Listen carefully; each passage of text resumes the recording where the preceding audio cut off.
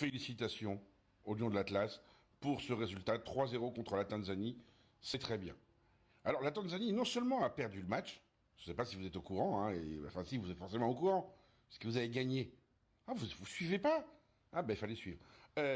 Et en plus de ça, ils ont perdu leur entraîneur. Enfin perdu oui et non.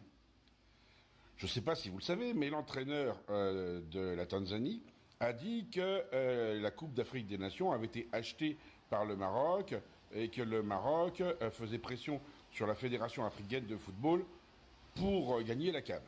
C'est les mots de l'entraîneur. Après, il a dit d'autres saloperies sur le Maroc, enfin, habituel, hein, c'est un Algérien, on s'entend pas à grand-chose non plus. Donc voilà. Et la Tanzanie a annoncé que dès que la Tanzanie aurait fini la Coupe d'Afrique des Nations, ce monsieur aurait fini son boulot. Alors il avait un contrat plus long, mais là il salisse la Tanzanie, parce que la Tanzanie passe un peu pour un con à cause de leur entraîneur. Je parle même pas des 3 buts. Hein. Les joueurs tanzaniens ont probablement joué très très bien. Pas de honte à perdre contre une équipe qui a quand même été en Coupe du Monde quand même. Loin, très loin. Je vous le rappelle pour ceux qui n'ont pas suivi.